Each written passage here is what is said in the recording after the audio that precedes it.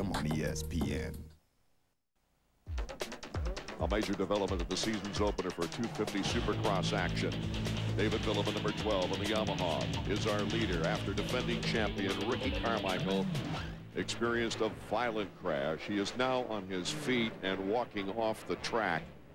The DNF, though, will probably place him in 20th, last place, David Bailey.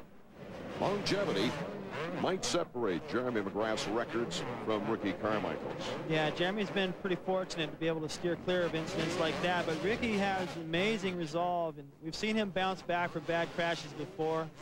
And even in his heat race last year, he crashed terrible in Pontiac, Michigan, and also in Houston, and he came back and won the main event. So he'll be back to San Diego, but he's got a deep hole to climb out of now.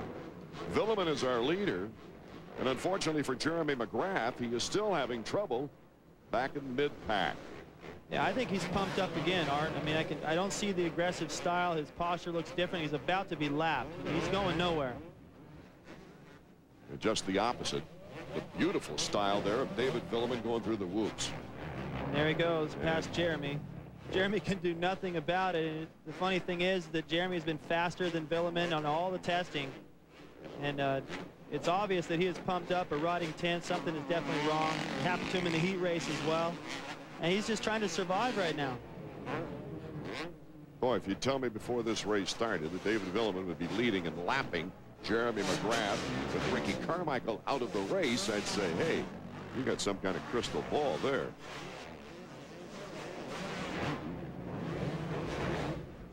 There's Jeremy McGrath as we focus in on number 2 Yamaha.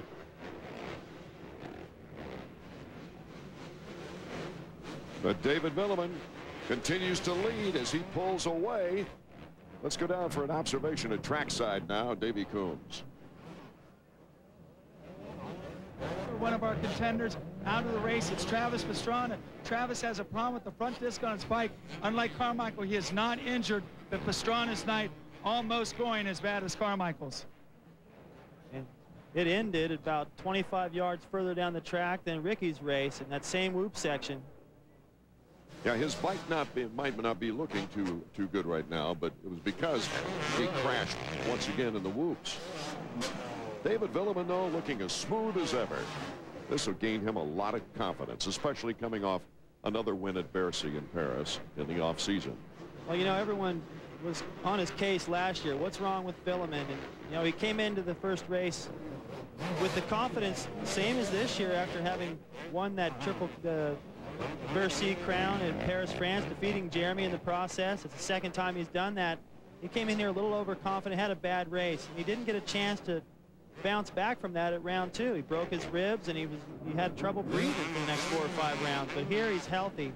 That's the main thing. As soon as you give this guy some confidence, he can reel off about 4 or 5 more wins. Villeman with a couple of 4th place finishes last year, a far cry from his run at the championship, and 4 wins in 2000, where he won at San Diego, Phoenix, Minneapolis, and New Orleans. The last lap for David Villeman.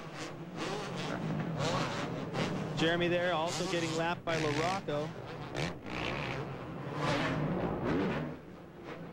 Villeman. It's been a while since he's won a race.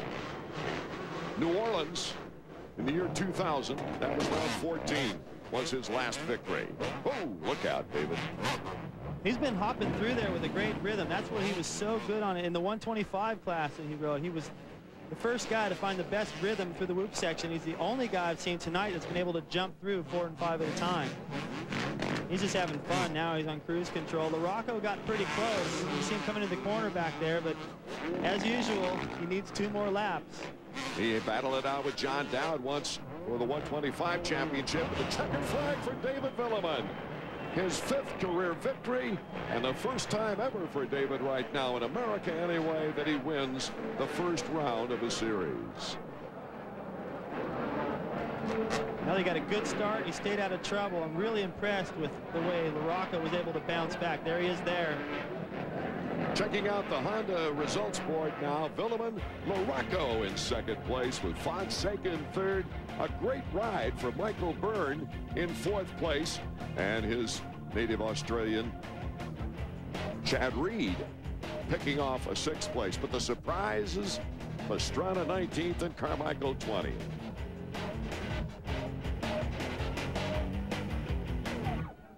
The big crash for Ricky Carmichael.